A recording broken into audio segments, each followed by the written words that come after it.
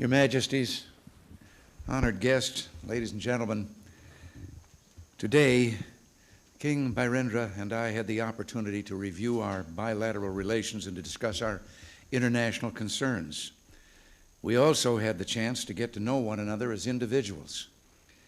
I'm pleased to inform you tonight that not only are relations between Nepal and the United States good, but King Birendra and I have each discovered a new friend. Our discussion of bilateral relations revealed a refreshing lack of difficulties. Notwithstanding the great distance separates our two nations, Nepal and the United States through the years have enjoyed a particularly amicable relationship. We prefer to think of you, Your Majesties, as neighbors on the other side of the world. We're so pleased that you've made this neighborly visit. It will serve to expand the goodwill between our peoples when more Americans, as I did today, get the chance to meet you personally. Americans respect individuals of courage and conviction.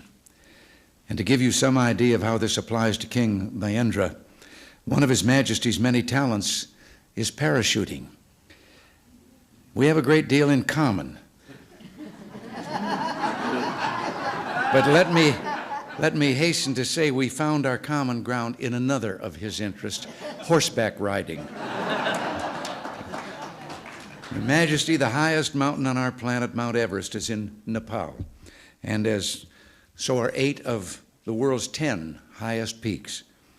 The character of your people, the sincerity of your convictions stand as tall and strong as your mountains. Any American who's visited Nepal returns home in awe not only of the majestic beauty of your land, but also of the religious strength of your people. There are countless religious shrines in Nepal, outward symbols of your country's greatest strength.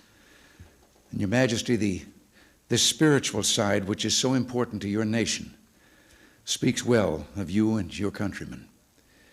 Today, we had the opportunity to discuss a proposal of which you and your people can be rightfully proud. Through the Nepal Zone of Peace concept, you are seeking to ensure that your country's future will not be held back by using scarce resources for military purposes. We Americans support the objectives of Your Majesty's Zone of Peace proposal, and we endorse it. We would only hope that one day the world in its entirety will be a zone of peace. In the meantime, we encourage you to continue to work closely with your neighbors to make Nepal's zone of peace a reality. Your innovative approach to peace and development could be a foundation for progress throughout the region. We wish you success. It is an honor to have you with us, Your Majesties.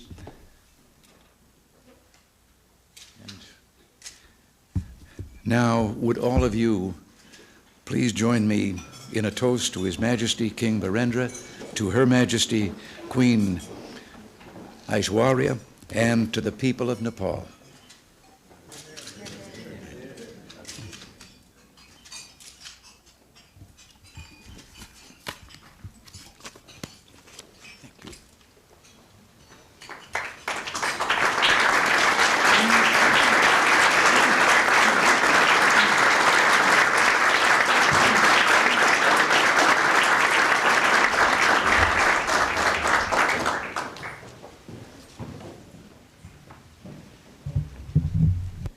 Mr. President, Mrs. Reagan, distinguished ladies and gentlemen, I'm touched by your cordial welcome and the warm words with which you and Mrs. Reagan have received us here in Washington. We're equally honored by the generous remarks you, Mr. President, have just made about my country and people. Seen from Washington, Nepal is almost on the other side of the globe, and yet, as this friendly gathering here tonight shows, distance notwithstanding, friendship and cordiality based on shared ideals can exist between countries that are geographically far apart.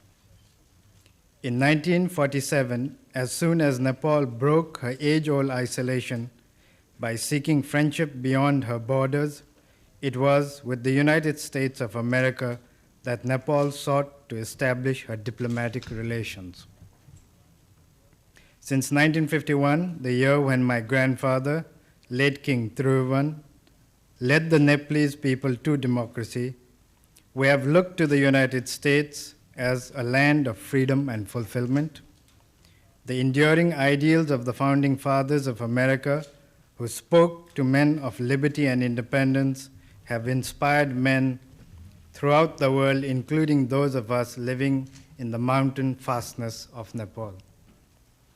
In our part of the world, if America is looked upon as a land of gold, grain, and computers, a country of skyscrapers and space shuttle, she is also regarded as a nation committed to respect man and his dignity. A land of discovery, America has distinguished herself in being inventive, in breaking new grounds, and opening newer horizons of knowledge for the betterment of man. With a country such as the United States, one wonders if Nepal has anything in common. On the surface, there may seem very little. Yet, as men living in the same planet, we have common stakes in the global peace, prosperity, and indeed the survival of man in dignity and freedom. We are happy to see, Mr. President, your efforts to maintain peace and stability around the world. The Nepalese people join me in appreciating the understanding with which, on behalf of the people and the government of the United States, you have extended support to the concept of Nepal as a zone of peace. This recognition, I assure you, will go down not only as an important landmark in the history of our relations, but also as a testimony of your personal commitment to the cause of peace, stability, and freedom. Nepal rejoices in the achievements of the American people in different fields of human endeavors.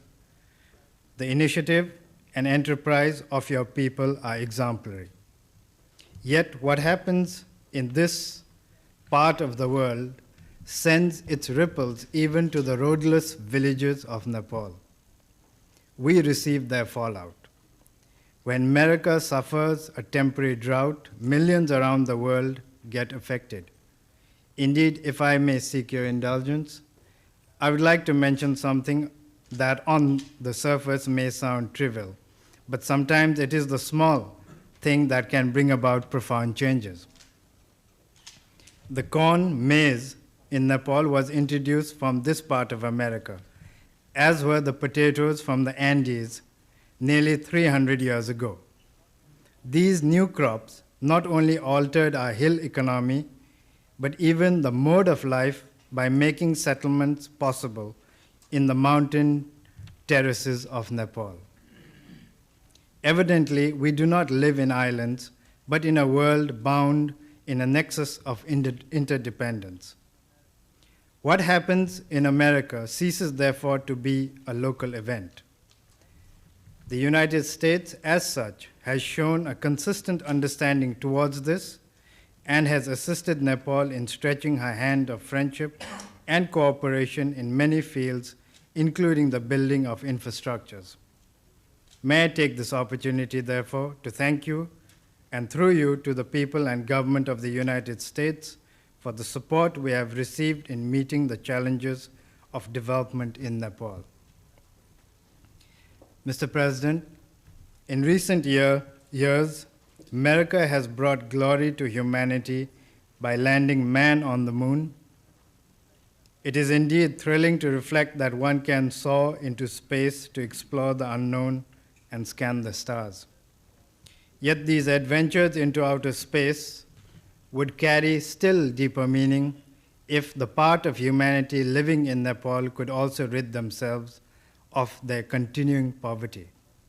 Herself a least developed, landlocked country, Nepal has always sought understanding and cooperation from our friends and neighbors.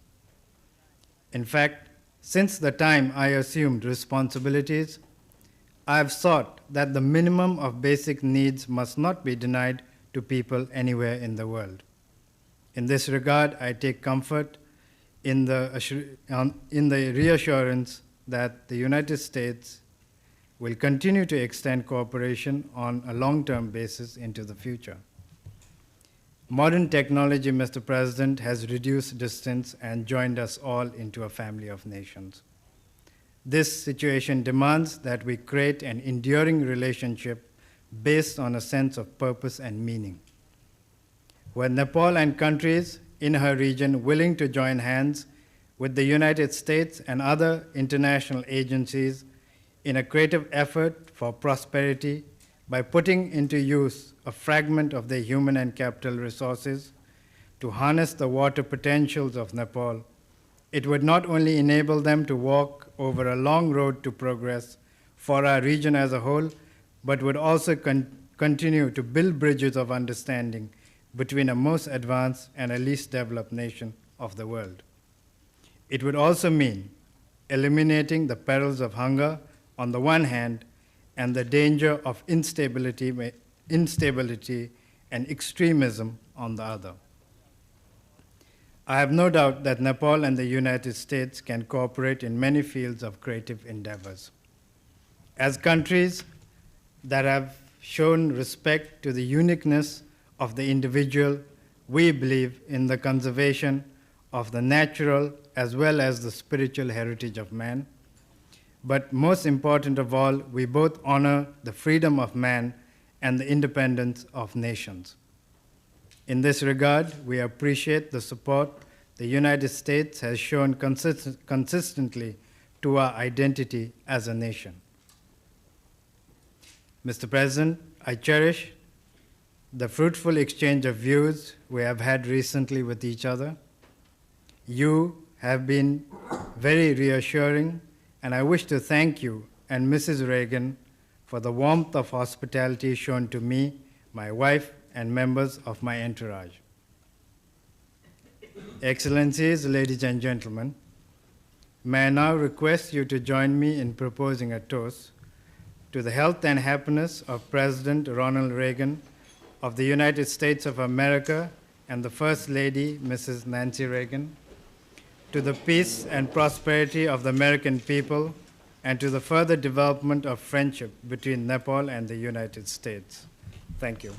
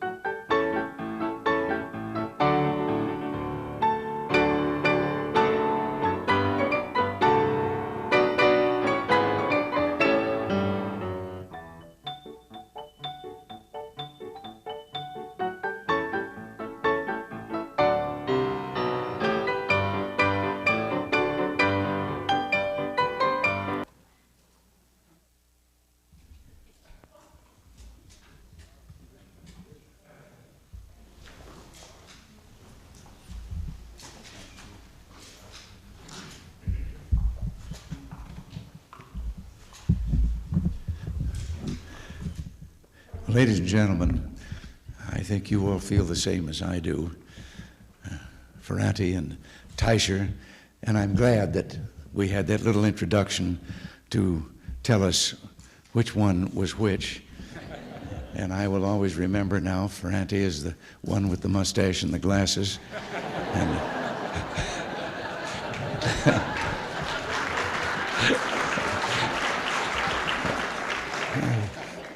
but I think we're so proud.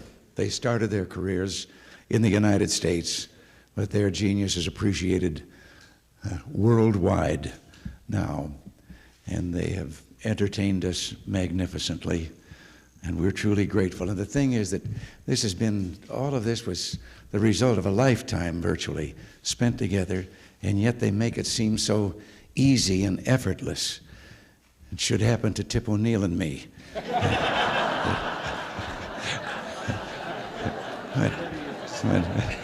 But we do. I think I speak for everyone here. We are deeply grateful to you. It's been magnificent. Thank you.